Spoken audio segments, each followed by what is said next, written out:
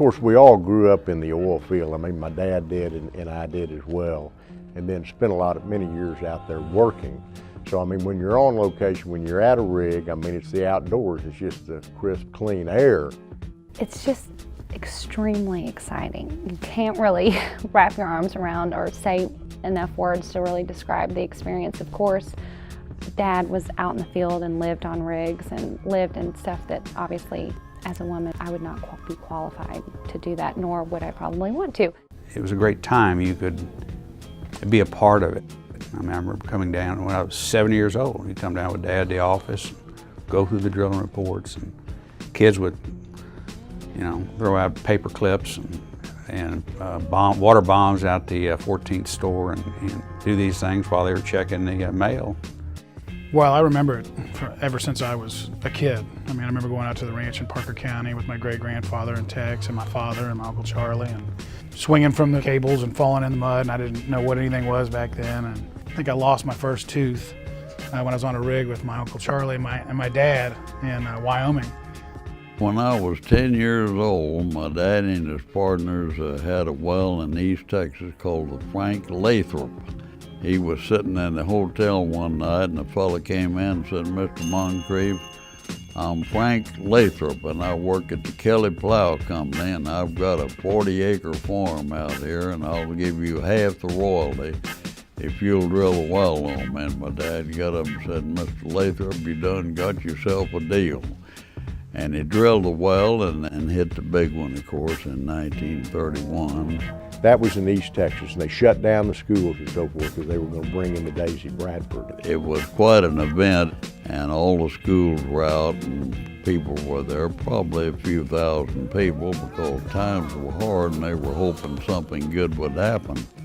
When they turned the well on, it kind of coughed a little bit and went out a few feet, and then cough went out about 20 feet, and then all of a sudden it roared out there about 200 feet across the slush pit, and everybody was clapping and yelling, and my dad and his partners, they were wading out with the oil and the slush pit way above their knees. And I went over and I hugged on my mother, and I said, "Mother, when I grow up, I want to be an oil man." And I never changed my mind about that.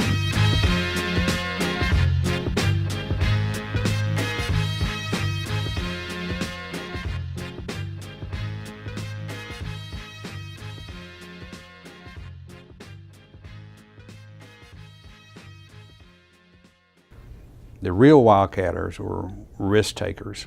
Dad always said is you just find one good deal, and it was really true.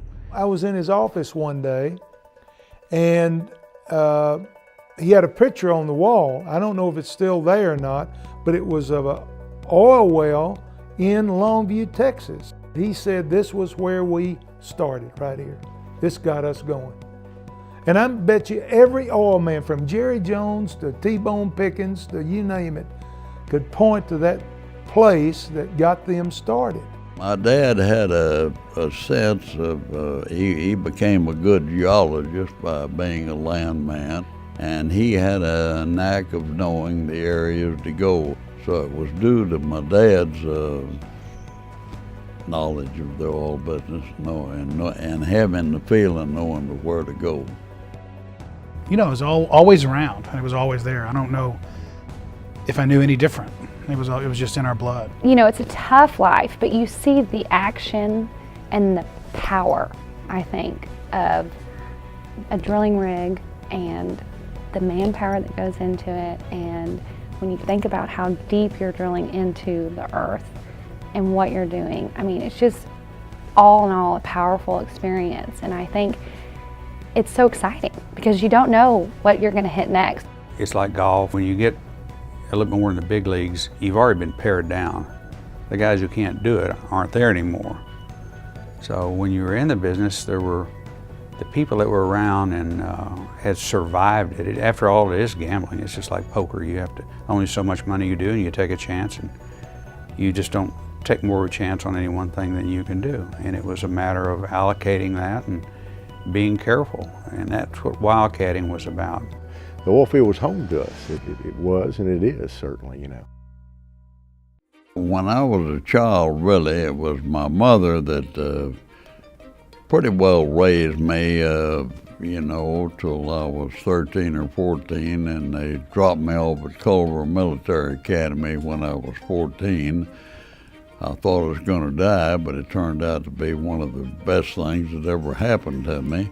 Culver was probably more meaningful to Dad than it was to me, although I think it was terrific, great school. And I learned things that I couldn't have done now. Young men especially learn habits that they don't learn from their mother. And they never listen to their fathers all the time. And so military school is really good for that. My mother and Dad were as good a parents, of course, as a fellow could want. And they always told me if I wanted to smoke or drink or anything, just do it at home. And therefore, I never had to go out and smoke marijuana or goof off or something. After I went to Culver, I became more of a daddy's boy, and I was mostly with my daddy all the time. When I started in the oil business was when I came back when the war was over. I was out in the Pacific in the Navy, and of course having my dad to teach me the oil business, to be able to go along with him to see all the people that he knew. That's how I got started in the business. And after I went with my dad, I followed him around just all the time. My dad and granddad were extremely close, yeah. Granddad liked people. He could listen to you if you walked into his office. I mean, he'd listen to you for hours. He was interested in what you had to say, and you always felt that way. It was a great advantage he had, and of course he was smart and all those things, but he really listened, and he was a people person. He was a big, tall, good-looking guy. The girls loved him, had a lot of bull, and no, he was a good guy, quite outgoing, and that helped him. That helped him in the business. He knew a lot of people, and they respected him. There wasn't any doubt about that. He was a remarkable guy, a remarkable man, you know, being self-made. He was a leader in the industry. You know, of course, my dad was right there with him during all that time. Their relationship was one that was extremely close. In those days, my great-grandfather was older, but hearing the stories and seeing how they were together, and you know, you didn't have to be in the office to feel that closeness that they shared. Well, this is Dad's office, and that's Granddad's office right over there. I mean, to where they could actually see each other, you know, during the day, and they listened to each other's phone calls. So they worked together just perfectly. They looked at everything together. They made up their minds together on the big deals, and that's just the way they operated. I was around Monty and you know, Tex a few times when I was fairly young. And it was very clear that Tex adored and you know, respected his dad. They worked together, they play together. Anytime you're around somebody that much, well, you have to have a lot of love and respect for each other. It goes both ways. It was a great relationship.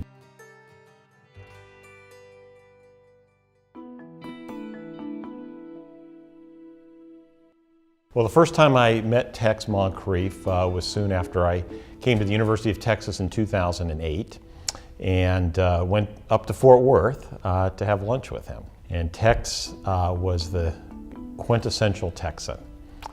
Tall, dynamic. Tex is the kind of man who tells you exactly what's on his mind, and he tells you that in a nice, humorous way most of the time. There's no doubt that he'll be very honest with you when it comes to anything, which I think is hard at times when it's something that maybe is tough to hear, but you know, his direct approach, I think, is, well, it's just honest. No, he lets you know how it is. He lets you know what he expects of you, and gives you advice, and sometimes it's hard advice, but it's always good advice. Sometimes you don't take it, you know, no time to be sensitive around that.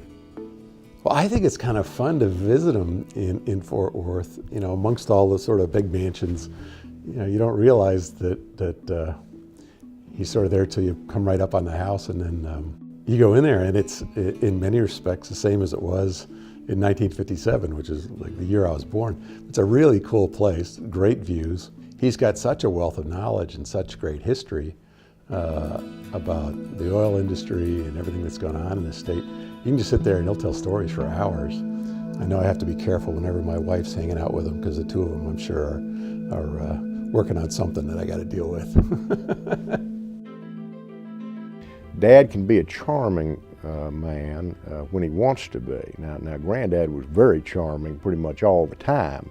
Now, Dad's got a pretty gruff side to him as well, but that's okay, that's good. You didn't see the old movie Giant, but I did, and that was big. And so meeting Tex was like part of Giant. I mean, he personified the Texas, what you think when you think of Texas. And we're quite impressed with Tex's personality, of course. It's a little different from what you read about him in the newspapers, because you read about him in the newspapers, someone who's very brusque and firm and decided, but he's actually quite modest, and he's quite interesting to talk to, and we talk about everything. First of all, he's really a smart guy. But he's street smart, you know, he's savvy, and he can bottom line things real easy as far as looking at deals and so forth. You know, he can usually negate them over the phone. He's also he makes decisions on his own, and he makes them really quickly and very effectively. And I think that's been part of the key to his success. Well, first, Mr. Moncrief is bigger than life. When you come in as the new football coach and your building is named after him, that sends a message to you that he's very important and his family's very important. Well, it's always, you know, I walk in this building every day, and you have to walk right by his picture, so it's just for some reason you glance at it because it's staring right at you, and you just know that it's so great to have a supporter like that, knowing that, you know, each and every day, even when you walk out here at night and you come in the morning, there's that picture, just like he's just watching over athletics. I would always call him Mr. Moncrief, and he wanted to be called Tex. Well, in this state, when you're called Tex, that's pretty good too, and I still couldn't call him Tex. It was always Mr. Moncrief, and always will be. And he's got a tough demeanor, but at the same time, a wonderful heart. He has a good sense of humor. He's at ease with people. You can talk to him like he's a member of your family, and there's no doubt a strong love for Texas and the University of Texas. Well, of course, when I went to Texas, my first year was just very easy, and I just played a lot of golf. I was captain of the golf team at Culver. And then when he went to UT, he tried out for golf, and he was going to make the team, but he had a little slip up on one of his classes, I hear. I made number 3 man on the Texas golf team, but I'd played so much golf that I cut the 10-minute quizzes in a chemistry course, and I'd gotten below 50, and the professor said if you get below 50, you're not going to pass, and it made me ineligible for the golf team. So I told my daddy I was going to quit school, and he said, and do what? And I said, and be a professional golfer. And I'll never forget, he grabbed me and almost shook my teeth out. And then, yeah, he told his dad, he said, I think I'm going to turn golfer, and Granddad went down there and said, no, you're not. Said, my boy, you may not have any teeth and you may have a beard of the street, but you're going to get a degree. And I did. And I'd look a sad sack here caddying for Tiger Woods today, now wouldn't I? One of the stories I heard was that when Tex was in college, his dad would call George Fancher, who was a professor of his, and just check up to see if he was playing too much golf. At that time, Dr. Fancher was a really tough professor. And Tex would go fishing and take George Fancher fish to sort of maybe influence his grade a little bit, I don't know. But it turns out that George Fancher hated fish. All the fish that Tex gave him, he threw away because he did not eat fish. I thought that was a funny story that George Jr. told about his dad and Tex. So I guess it didn't influence his grade It did not. He was competitive on the golf course, most certainly. He and my great-grandfather were quite a team. I never have played with my grandfather. I played with my Uncle Charlie, my father, of course, but I've never played with my grandfather. Probably lucky that I didn't. I think anything Tex Moncrief does, he'd want to win at. If he were playing poker, watch out, you know. If he was playing golf, I don't know how far he hit the ball, but I wouldn't want to bet him, you know, because that sucker would find a way to win. The first day I was at Texas, we got here the night before the press conference. At lunch before my press conference, I had lunch with Mr. Moncrief. But he and I were sitting there talking, and it was very important to him that we go by the rules. It was very important to him that we have nice young people on our team, and it was very important to him that they graduate and they have a good experience while they're here. So he actually was one of the guys that set the tone for the press conference that first day. I think that athletes shouldn't wear a lot of ear bobs and different paraphernalia, and should go to school and want to get a good to get a degree and make something of themselves in life. Every time I would talk to him, it was about, how are the guys doing? Are they working hard? Are they representing us right? Are they going to class? What's happening to them when they get out? Are they getting jobs? And a lot of people talk that game. He means that game. And that was something that impressed me about him through my years at Texas.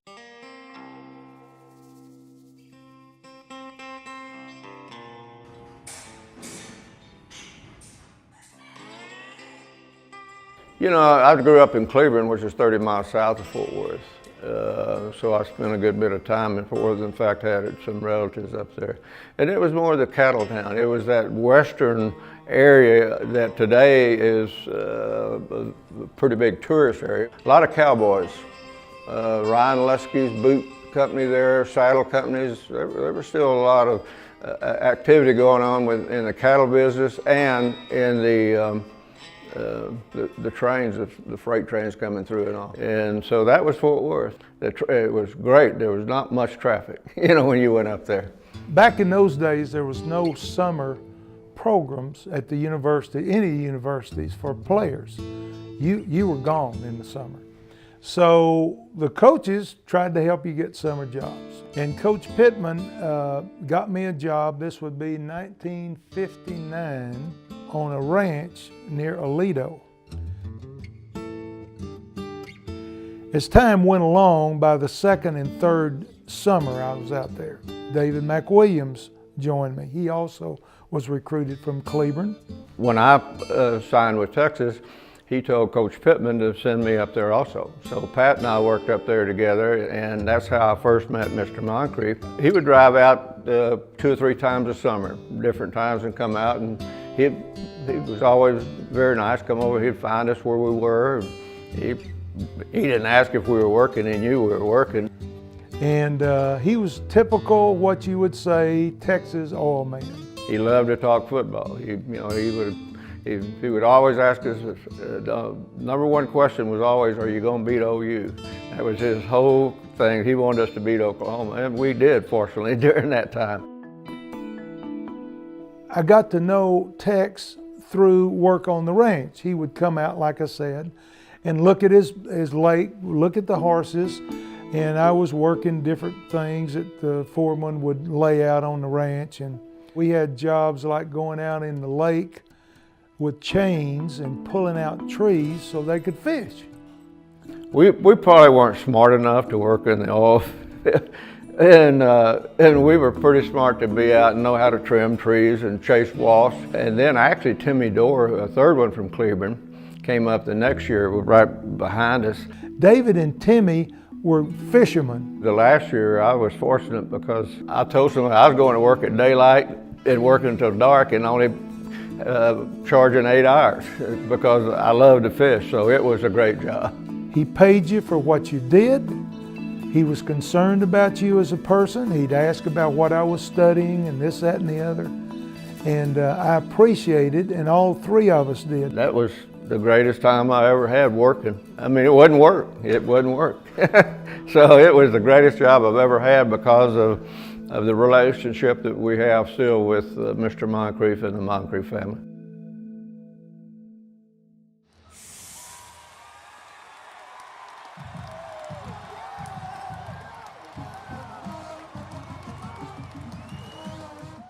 Yes, the football is a fun aspect. He's very interested in the educational. Nothing fun about football, it's serious. The University of Texas is, as you know, it's a special place, and I think Tex felt that when he was there. He played on the golf team, and you know, he loved it, and we all loved it, and you saw the passion and, you know, the spirit, being in a room and the band would come in, your heart flutters, and I feel that, and I know that's the feeling that he feels. Well, I think he wanted to be a part of Texas. He loves this place. He loves young people and seeing them be successful. You know, he gave a gift for the Academic Center on the North End, which they've got his picture up there and got his name on it. Well, his name's up on his name's up on his building, and I don't think we can talk about the resurgence of Texas football without Mr. Moncrief and Joe Jamel, people like that. I don't think you can. And Red McCombs in the end zone area down there. That's a spectacular area.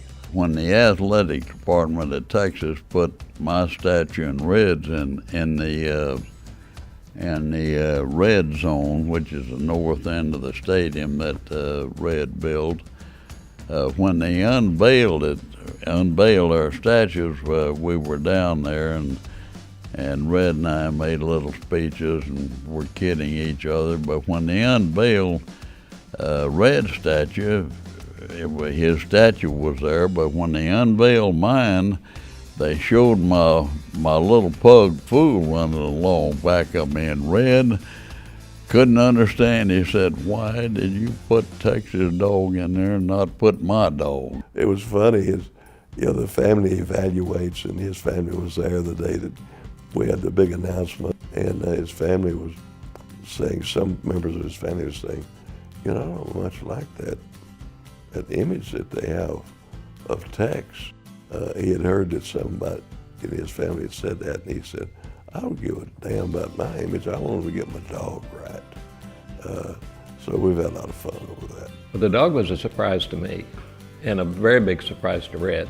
I went down and saw Red and said, "We're going to do your statue with Tex in the North End."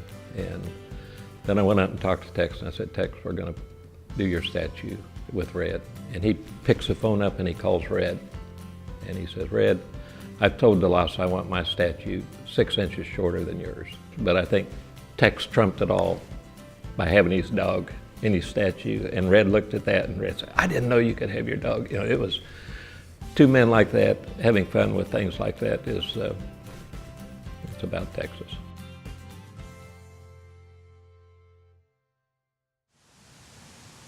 I'm lucky to have a continuing dialogue with Tex, and so I get a chance to talk with Tex about a number of things over time, and I enjoy those conversations a great deal.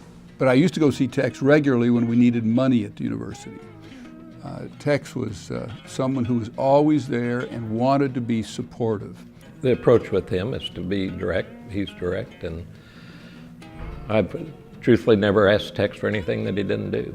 So when you ask him something, you better be sure it's the right thing to ask. There was a time a number of years ago that we needed to upgrade our academic center. So DeLoss and I went to Fort Worth, and we spent 6 hours with Mr. Moncrief, and he was working on a huge well with Mr. Moffett, and they were good buddies, and I had some geology in college, so it was really interesting to me, and he showed us the maps, and he did all this. Now he knew we came to ask for money. There were 4 or 5 weeks in between the time I asked him and the time I went, and he came down to a game, and he was in the press box, told everybody that walked in that DeLoss was coming to Fort Worth to take all his money. But we had lunch, we stayed, so at the end of it, Mr. Moncrief kind of says, "So DeLoss, what do you want?" Mr. Moncrief acts like he can't hear very well. Well, DeLoss can hear very well, so DeLoss says, "Mr. Moncrief, we want $4 million.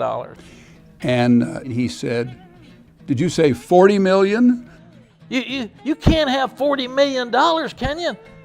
And DeLoss wasn't sure he heard him right, and he was just playing with him, and DeLoss says, "No, sir, $4 million." He said, "Oh, well, you can have your $4 million. I probably would have given you 40 if you would have asked." And DeLoss says, "Oh my gosh." But that's the kind of humor that he has. And then several weeks later, he calls me and says, "Do you remember being in Fort Worth?" And I said, "Yes." He said, "Do you remember what you wanted?" And I said, "I do." He said, "You remember, was it money?" And I said, "Yeah." He said, "Do you remember how much?" And I said, "Yes, $4 million." He said, "I'm wiring it to you tomorrow." The money started coming in. It came to the big foundation, not to our foundation. And they called me and they said, "It's coming in $500,000 chunks, and we're at $4.5 million. And there's another one coming in." And I called Tex and I said, "Tex, how do you shut this off?" Somebody in New York lost their job that day, be my guess.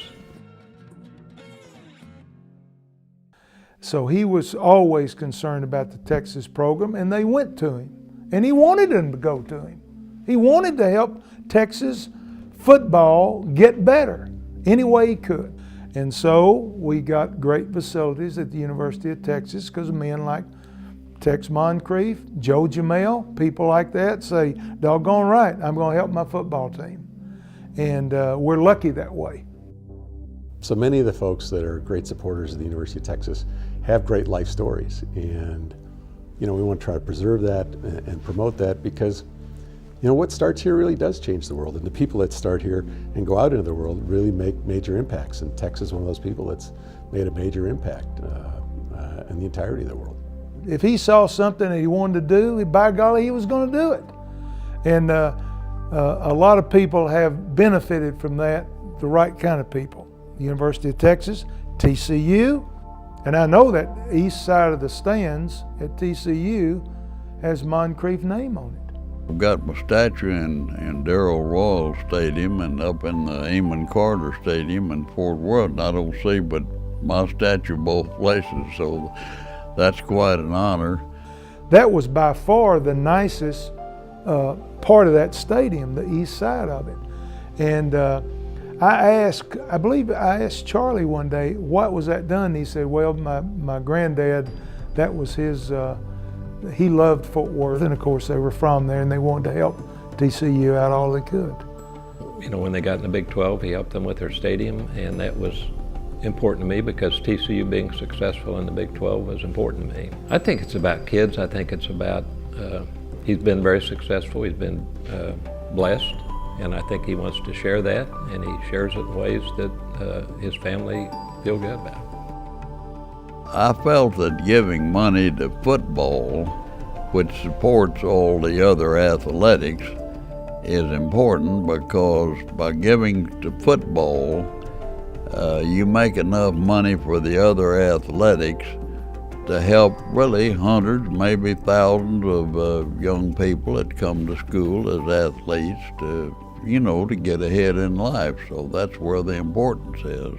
The opportunity of an athlete is so unique, and the kids that come to play for Texas, their backgrounds are all over the place, but some of them, and a lot, are, this is an unbelievable opportunity that they may not be able to have had they not been such great athletes. And so helping them with that opportunity and getting them a good education at the same time, I think is what Tex sees and loves, and that's where his support has been. And it's fun to watch those kids every Saturday, put all their heart into a game and their team and their school, and to see their success, it makes you feel good. 2 weeks ago, maybe 3 now, I was up at Oklahoma State. And T. Boone Pickens gave $165 million to the football program. And people ask him the same question, why give to football? And his words were, I want to get people back on this campus, and they're going to come back during football season. They come back. Well, the university, its reputation is built on our alumni, like Tex Moncrief, who demonstrate to the world what a UT education can do for an individual. I can tell you, Dad, when you talk to him and growing up, he still remembered the name of his professors. He'll tell a story about his professors. I guess every alumni of the university got a different attachment to it. But his was very much centered around his people he went to school with in engineering school and his professors. Tex really believes in education. He really believes in the mission of the university to advance his field, his industry, but he recognizes the university advances a lot of endeavors in engineering and science, and recognizes that the future of Texas is going to depend on smart people coming up with great ideas. And I think that's why he has continued to invest in the university. It's very clear he's always had Texas close to his heart. He was a regent, a graduate. He's donated a tremendous amount of money and his time and energy to the University of Texas. In 2003, we created the second generation of this institute and named it ICES, the Institute for Computational Engineering and Sciences. ICES has been very successful in recruiting some of the best faculty in computational engineering and sciences. Mr. Moncrief and the Moncrief family gave the original resources to the Institute to hire some of its first chairs. We call these the Moncrief chairs. And the goal there is to bring in the world's best faculty in key areas of computation applied to many, many different fields. So we're extremely grateful that he has generously given the results of his work and his lifetime accomplishments to help the University of Texas. You really see the benefit of the endowments that you make down. We've done primarily in the engineering school, and the kind of students it's turned out. So we point to pride to Tex and as one of our alumnuses about what a UT education prepares an individual to do in their life. Giving back. Well, that's something that my great-grandfather and great-grandmother started, that tradition, and we were young, but we saw that, and it's one that's been carried on from my grandfather and our families, and they take it very seriously. A man doesn't devote the kind of money and resources to an organization if he doesn't care about it, like the Moncriefs do. And you know, there's that saying, if you give the best to Texas, then the Texas will give the best to you. And I just think that was his feeling, that he just appreciated what he had the opportunity to learn here, and it helped him so much that he wanted to give back. Well, it means a lot to have been able to give a little bit of money to Texas, and it's a high honor. I'm very proud of it. You look at what he's meant in the industry across Texas for so many years, you know, the profile he has in a great city like Fort Worth, all he's done for that community, all he's done for the University of Texas. It's also great to see sort of the humbleness he's got about him. And, you know, he's not that showy. And as rich as Tex is, which he may be the richest man that I know, and he will not be happy with me saying that. But at any rate, he is the greatest guy that I know. And his interest in caring for others is great. Now this is a big, tough Texas oil man who didn't owe me anything or anybody else. My dad and Tex grew up in Fort Worth, and both of them attended the University of Texas. Both of them studied petroleum engineering there. They are an awful lot alike. They saw the world the same.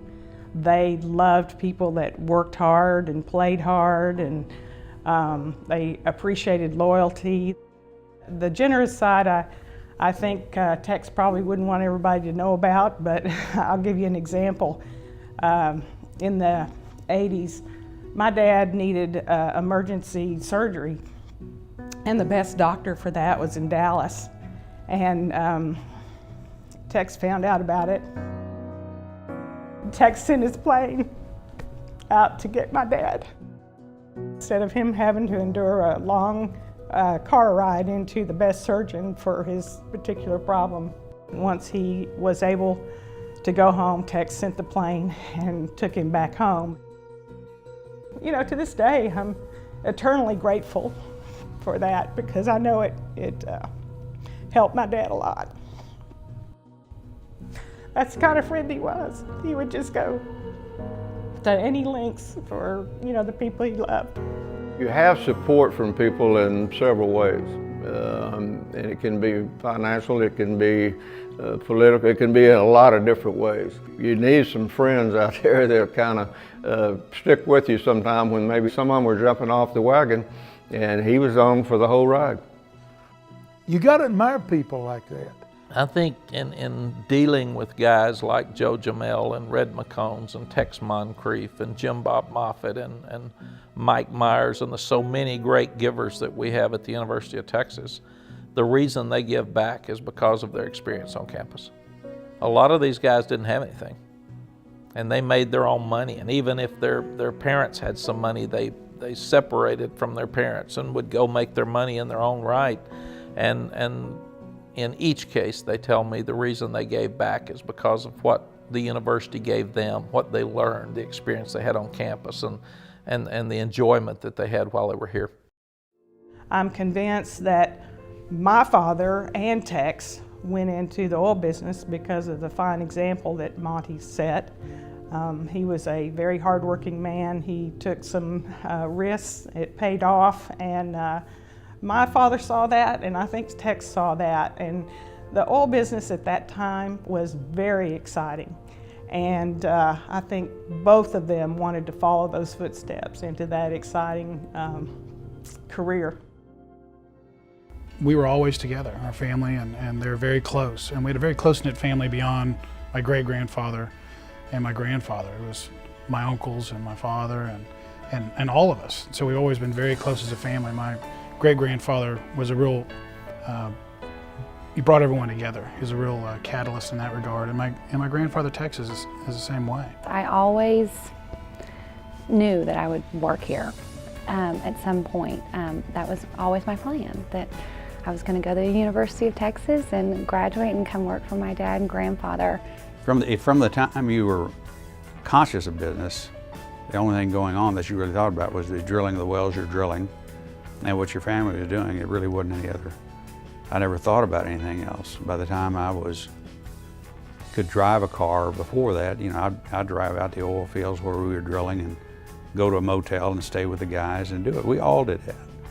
I just loved the oil field. There was no doubt about that, being out there with those guys, you know, and roughnecking and running pipe and the various things, which I actually started here in Texas. So it's just fun.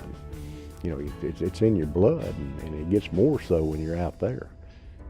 It never really escapes you. I mean, your family is your business, is your hobby. And it's a wonderful thing, but it's always in the back of our minds. I mean, we're always together, whether we're in the office or whether we're outside of the office. We always seem to migrate to the subject of the oil and gas business, what we're doing and how things are going. And it really brings us all together. And it's very special. I mean, there are not very many people that understand how wonderful it can be. I think the thing that I like best about Tex is his family. You don't go to lunch at his office without family. So that's something he cares about, and that's a real indicator of who he is. At least once a year, sometimes more, we go to Fort Worth to have lunch with Tex and Charlie and Wes and the other staff members of the Moncrief family. And it's quite obvious, both in the conversation and the way in which the offices are decorated with pictures of the family, with the oil rigs and so on, that Tex is at the heart of the Moncrief family. And they're really, it's a very close family and very dedicated. You know, you have a few friends in life, and if you're lucky, you have all your life a few friends, but you've always got your family, and you need to remember that. Where would you say he is the happiest, most joyful? You know, Dad? In his element, yeah. At home. Or here at the office. No, that's right. He never was much on going out or traveling too much. Or when he said when he got back from overseas, World War II, that was the last time he was going overseas. So no, he loved being with his family and being at home, and he loved working. There's nothing, still does. He keeps up with it every day. He's got the drive and the conviction in what he believes in, as well as the patience to wait for the opportunities. One of the things he always talked about was staying away from the bad deals as much as getting involved in the good deals, and that's a skill set and a mind frame that's really difficult for a lot of people, especially in today's world where things happen a little faster. Always the deals that we made in the family were really more people deals than they were geologic deals. And we knew the geology, we knew kind of where to drill. You didn't have so much information in the old days, but what you really did was honed around somebody that you respected and the opinions that people had, whether they be with a major company or somebody that worked for you. You relied on them. Jim Bob Moffitt, who went to Texas and played football under Darrell, came up to me one day here in Fort Worth and he said, "Tex, I got 10% of a deal left. We're going to drill some wells in the Gulf of Mexico." I said, "Well, Jim Bob, I'd like to take the deal, but I don't see how we could draw it up. It's so complicated." He said, "Tex, I could draw up our deal on the back of a postcard." And I said, "You go on back to Austin and send me the postcard in the morning. I'm taking the deal." He came up to see me many times, and prior to the deal, which is called the Davy Jones. Incidentally, there are my socks with the Davy Jones crossbone symbol on it. The name Davy Jones, it's typical Moffitt or something to name everything after pirates and this sort of thing. But the thing that strikes me so much about Davy Jones and this history, nobody was doing any meaningful exploration at that time. We were explorationists, and yet we weren't doing much meaningful exploration. So we're here in Texas doing very well. I mean, good production, good oil, company and everything, but I don't know when it occurred to him, but he wanted to do something. It may have occurred to him one day, he said, "I haven't been drilling any real wildcats lately." I mean, he said that. He said, "I just realized it. Here comes one of the great geologists of all time, wildcat geologists of all time, Jim Bob Moffitt." But it just clicked. I was so happy for him that it came along at the right time. And he recognized it was like a gift to have a great career and everything, and then be able to do at the end of your career the kind of thing that you were doing at the first of your career. I mean, when you're in business with Jim Bob, your blood pressure goes up.